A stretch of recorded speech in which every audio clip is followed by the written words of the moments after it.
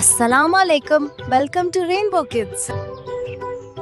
इंसाफ का पैकर, रहम दिल, रियाया का महबूब और अल्लाह से डरने वाला बादशाह था। इसके दौरे हुकूमत में हर शहरी को रोटी, कपड़ा और मकान जैसी बुनियादी सहूलियात मुयस्सर थीं। बूढ़ों और बुजुर्गों के इलाज, खाने पीने और आराम का खुसूसी इंतजाम होता था। रियाया खुशहाल थी और सल्तनत में अमन व सुकून कायम था। लेकिन इस नेक दिल बादशाह का बेटा उसके बरक्स जालिम, अय्याश और नाफरमान था। इसे ना रियाया की फिक्र थी, ना ही बाप की नेक सीरत की कोई कदर। इत्तफाकुन एक दिन बादशाह का इंतकाल हो गया। तख्त व ताज नाफरमान शहजादे के हिस्से में आया। तख्त नशीन होते ही इसने ऐशो इशरत को अपना शियार बना लिया और रियाया की खिदमत और रियासती जिम्मेदारियां पर से पुश्त डाल दे।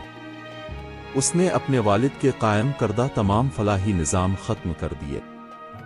हद तो ये हुई कि बूढ़ों और बुजुर्गों को सल्तनत का बोझ करार देकर उन सब को कत्ल करने का हुक्म दे दिया।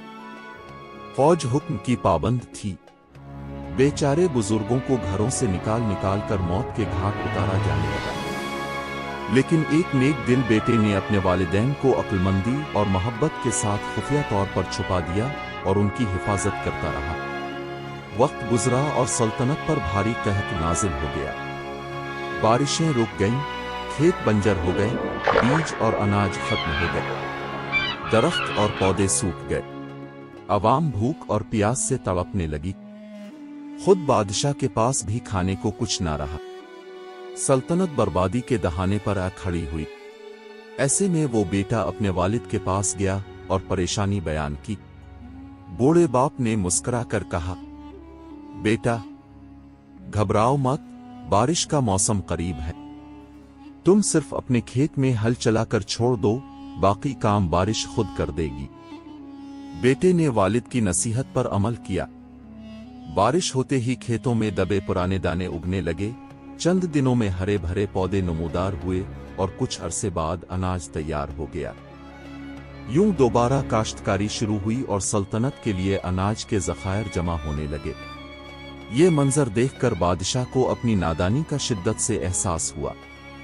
इसे मालूम हुआ कि बूढ़े और बुजुर्ग दरअसल सल्तनत का सरमाया होते हैं, बोझ नहीं। उसने अपने जुल्म पर नादिम होकर वालिद की तरह रियाया में अदलो इंसाफ कायम किया। बूढ़ों और बुजुर्गों की खिदमत और इज्जत दोबारा शुरू कर दी।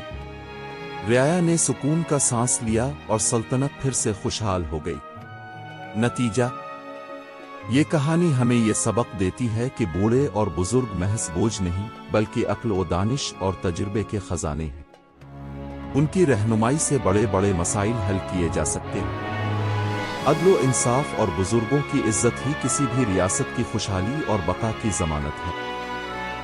Thanks for watching. To watch more videos like this, like, share and subscribe. Allah Hafiz.